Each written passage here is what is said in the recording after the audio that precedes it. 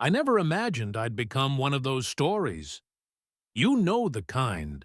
The guy who gives everything, only to discover that nothing was ever real, that he was just a stepping stone in someone else's game. But that's exactly what happened to me. And the worst part?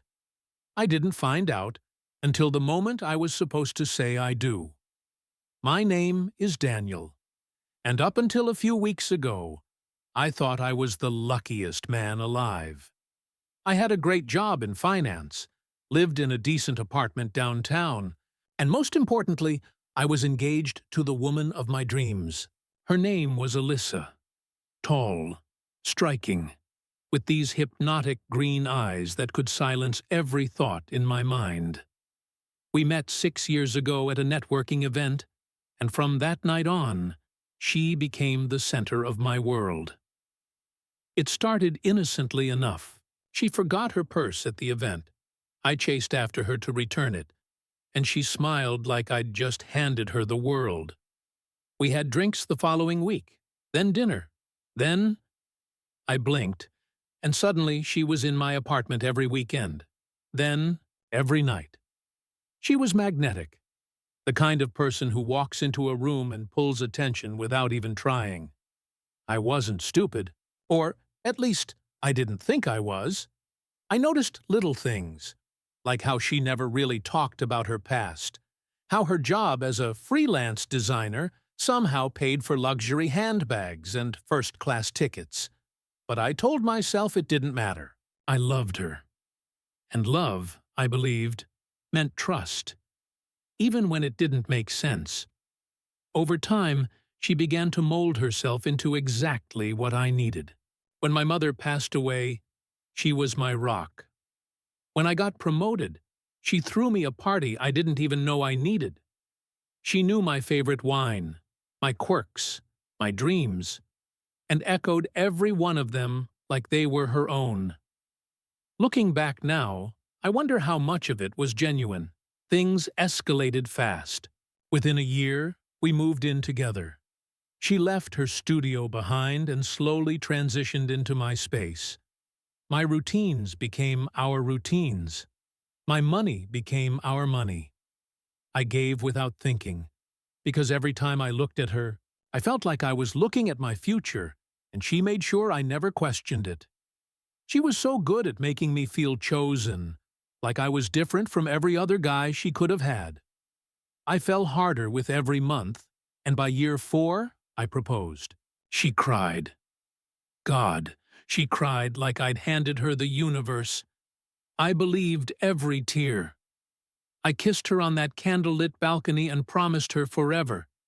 But Alyssa, she had her own version of forever, one that didn't include me in the way I thought. What I didn't know, what I couldn't know, was that she had been playing the long game from the very beginning. That every carefully placed touch, every whispered compliment, every "I love you" was a brick in a prison I built with my own hands. And the first crack in the wall came the week before our wedding. A name, just a name, whispered in passing during a phone call I wasn't supposed to hear. "Don't worry, baby," she said, her voice soft, seductive. "He still doesn't know." I froze. The air went still.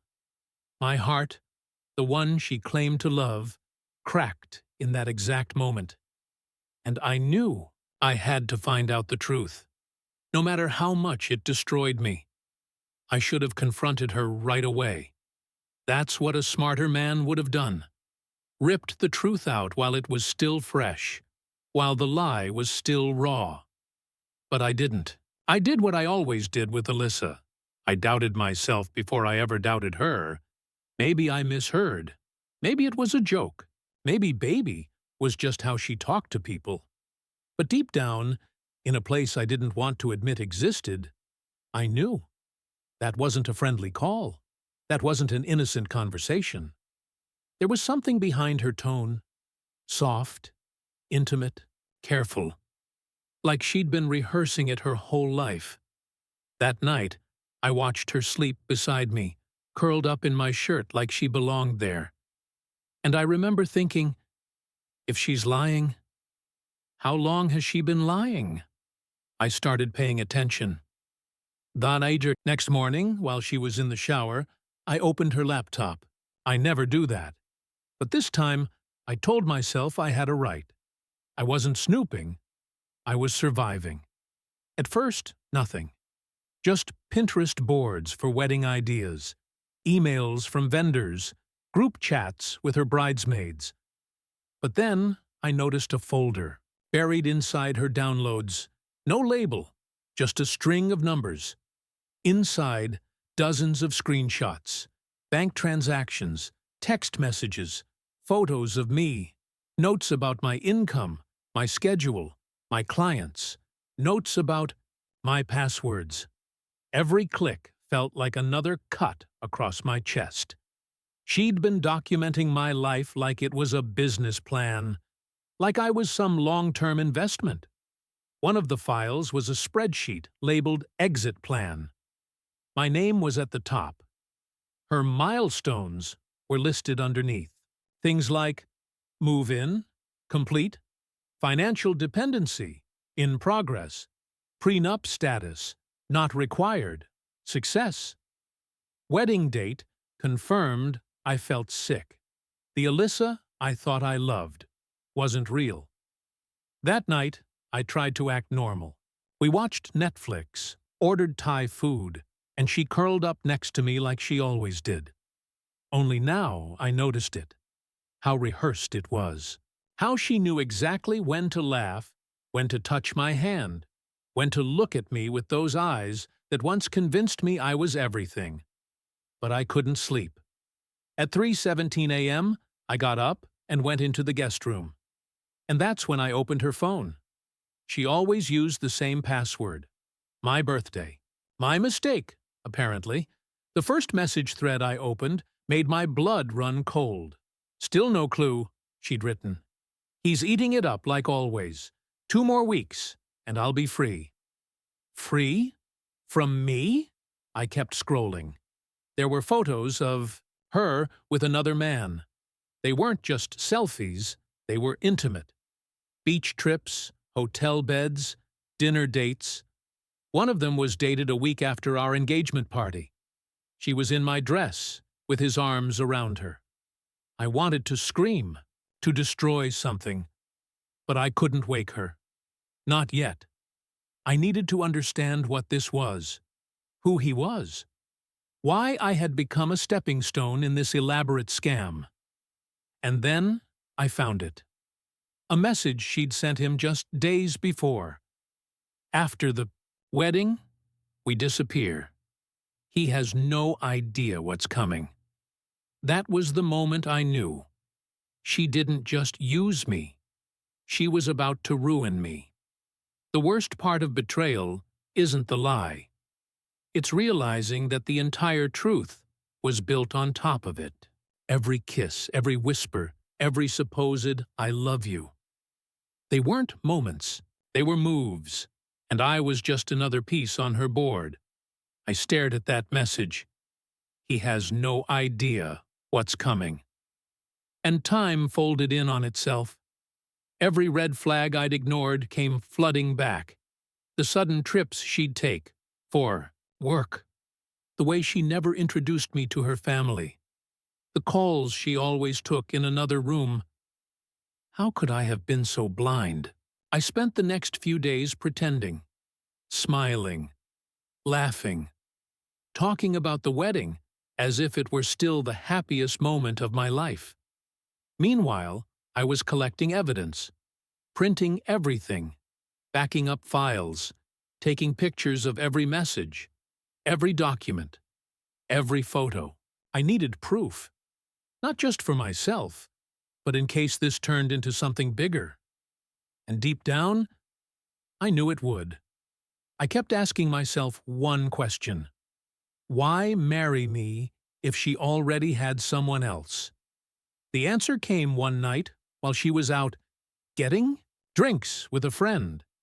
I pulled out the prenup, or rather, the lack of one. I never insisted on it. I trusted her, and in my ignorance, I gave her access to everything. If we got married, she would legally own half of my assets, my company shares, my savings, even the condo I bought before we met. This wasn't just about love. This was a hostile takeover, and I was the idiot CEO giving her the keys to the kingdom. When she came home that night, I noticed something new, a little mark on her neck. Faint, but fresh. I didn't say anything. I just offered her wine. She smiled, kissed me like always, and told me how much she missed me. It was disgusting. And yet, I kissed her back, because I needed her to believe the mask was still on. I needed her to walk into that wedding without a single clue that I knew everything. The final nail came 3 nights before the big day. I followed her. She said she was going to a bachelorette dinner. I waited 20 minutes, then took an Uber, and tracked her phone using the shared location she forgot to disable. She wasn't at a restaurant. She was at a high-rise downtown, luxury condos, rooftop view, and when I got there, I saw her, on the balcony, in someone else's arms. It was him, tall, handsome, probably rich, the kind of guy who looked like he belonged in a magazine. She kissed him. They laughed, toasted with champagne. She didn't look conflicted. She didn't look guilty. She looked happy. And right then, I realized, this wasn't some emotional mistake. It was a calculated operation. She never loved me. She never even liked me. She just needed what I could give her. Money, security, status, but what she didn't know was that she was about to get married to a man who had nothing left to lose. I didn't sleep the night I saw her on that balcony. How could I? The image of her wrapped around another man burned into my skull like a brand. But strangely, beneath the rage, beneath the humiliation, something else started to grow. Clarity. See, when someone breaks you like that, you hit a moment where your emotions stop screaming and start calculating. That's where I was now. The pain had boiled over, and all that was left was strategy. She played me for 6 years, but I had 3 days to take it all back, and I was going to use every second. The first thing I did was call my best friend, Marcus. I'd never told him everything about Alyssa, partly because I didn't want to jinx what I thought we had, and partly because I knew he didn't trust her. Now, he didn't say, "I told you so." He just listened. Then he asked one question. "You want revenge or freedom?" I told him the truth. Both. He came over that morning, and together we built a plan. Simple, clean, devastating. She was counting on a wedding, counting on the legal shift that would give her access to everything I owned. So we gave her what she wanted. Almost. I started moving assets out of my name, legally and quietly. My company shares went into a trust. My condo, too. Every dollar I could legally shield, I did. I paid my lawyer a bonus just to do it fast and silent.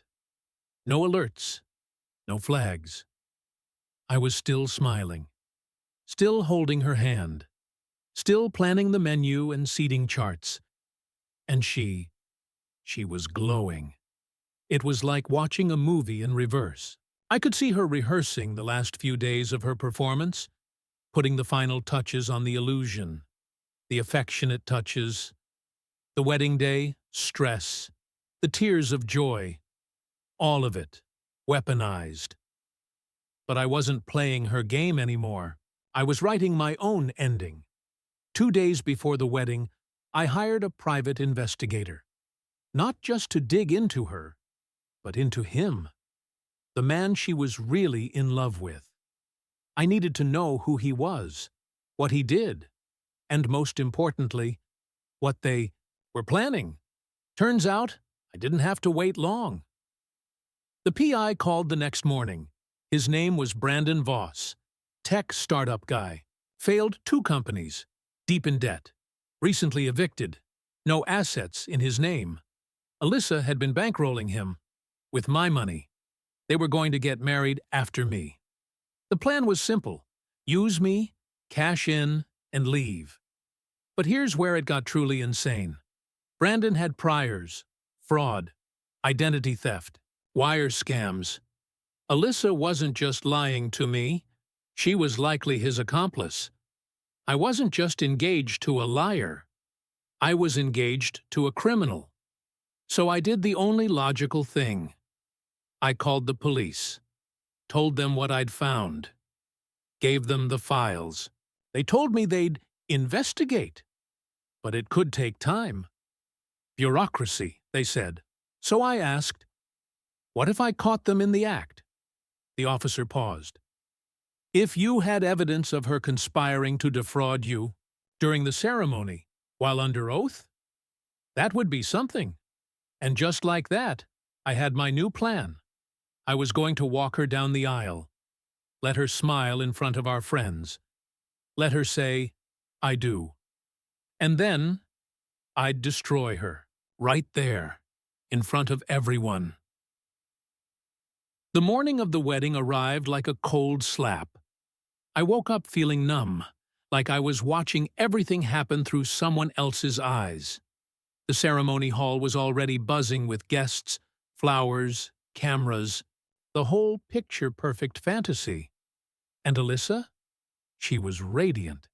The kind of radiant that fools everyone, except the one holding the ring.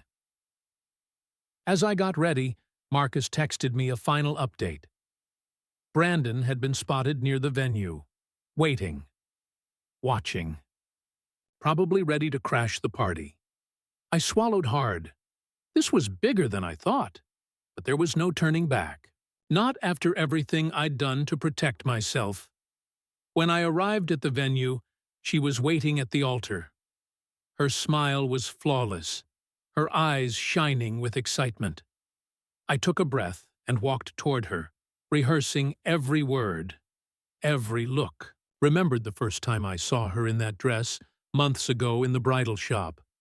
She said she felt like a princess. I almost believed it then. Almost. The guests applauded as I reached her side. She grabbed my hand, and for a moment, I felt a flicker of the old warmth.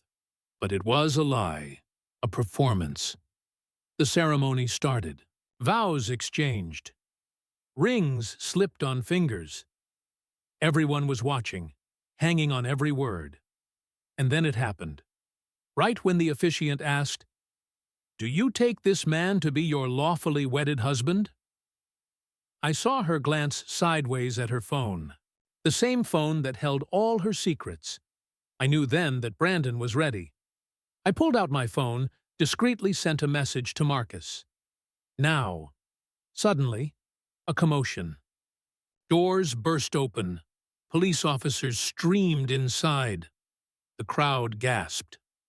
Brandon was led in, handcuffed, his smug smile fading as he locked eyes with Alyssa. Whispers spread through the hall like wildfire. The officer read aloud, "Brandon Voss, you are under arrest for fraud, conspiracy, and identity theft."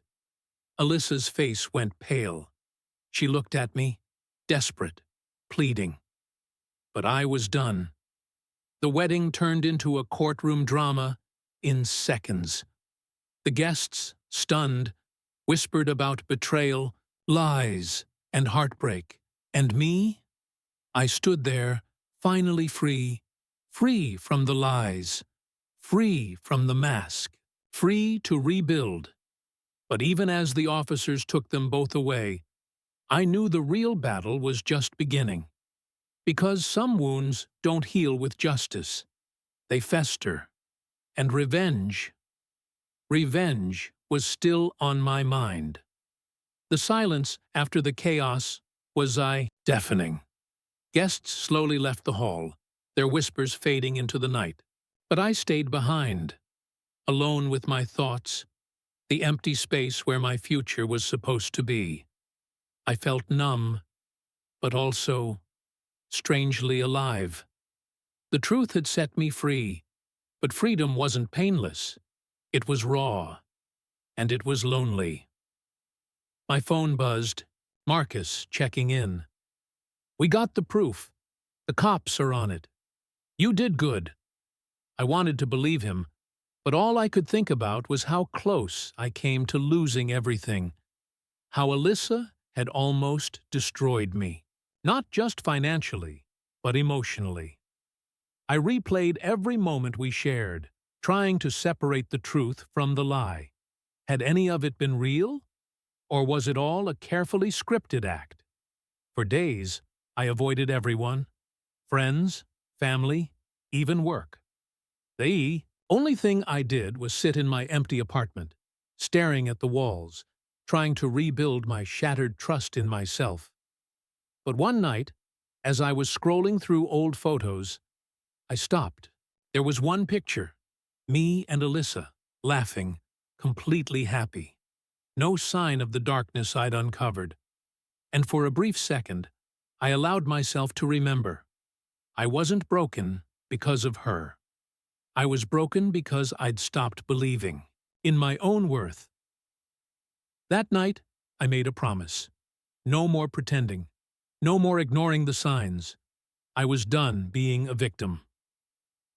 The next morning, I called my lawyer. We started untangling the mess Alyssa left behind. Contracts, accounts, shared assets, everything. It was exhausting, but it was necessary. I also began talking to a therapist. I needed to understand how I'd let this happen, how I'd let someone manipulate me for so long. Because the biggest betrayal wasn't hers. It was my own self-doubt. Slowly, I started piecing my life back together, one day at a time. But deep down, I knew the story wasn't over. Because Alyssa wasn't just a liar. She was a warning, and some warnings come with a price. The days turned into weeks, but the scars remained. Every morning, I looked in the mirror and tried to find the man I used to be. The one before Alyssa's shadow swallowed me whole. I started small. Working out again, reconnecting with friends I'd pushed away, reading books I'd abandoned, reclaiming the life I thought I'd lost forever. Therapy helped, but it wasn't a magic fix. It was a slow unraveling of lies I'd told myself. That I wasn't enough, that I deserved the pain, that love was supposed to hurt. I learned that love isn't supposed to be a battlefield.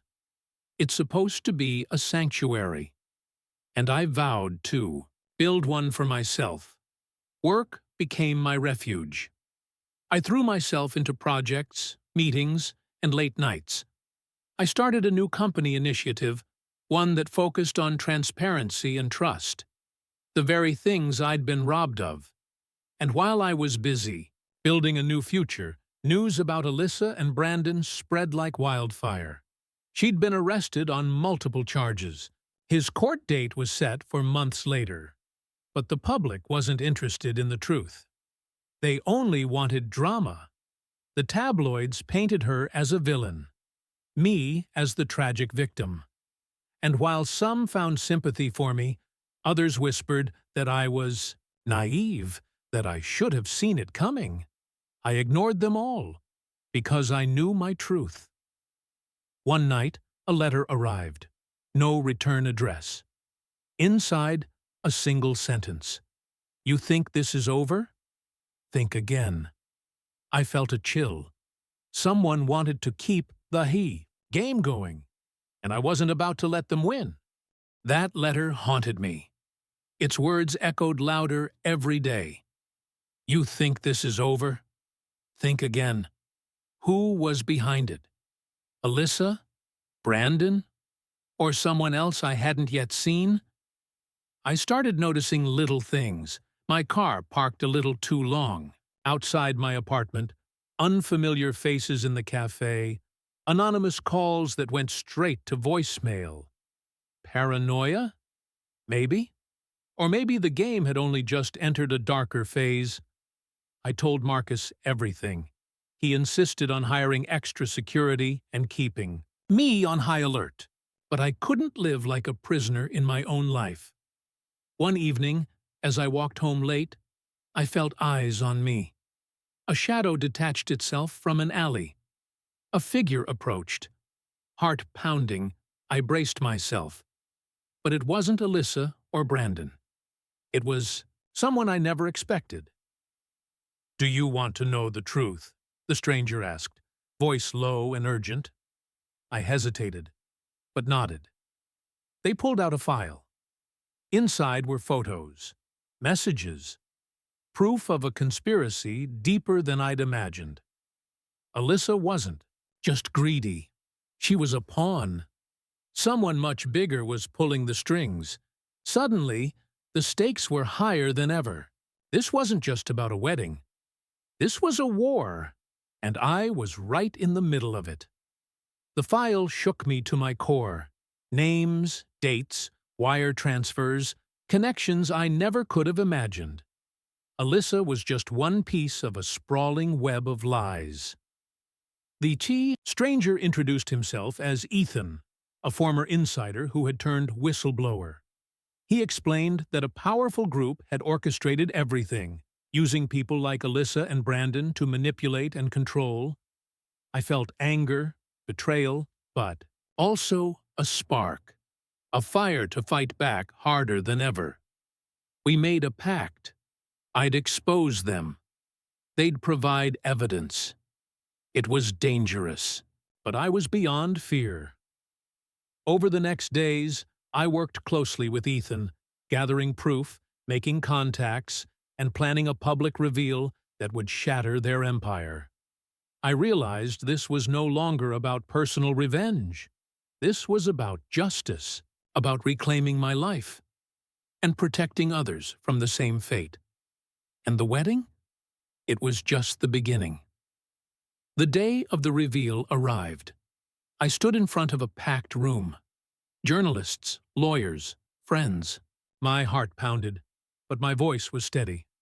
I laid it all out. The fraud, the lies, the shadow network controlling everything behind the scenes. Photos, documents, audio recordings, irrefutable evidence. The room erupted. Questions flew. Justice was finally on the horizon. But more than that, I felt a weight lift off my shoulders.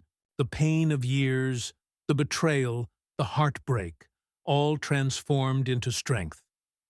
Alyssa and Brandon faced charges that would keep them locked away for years. The corrupt group was under investigation.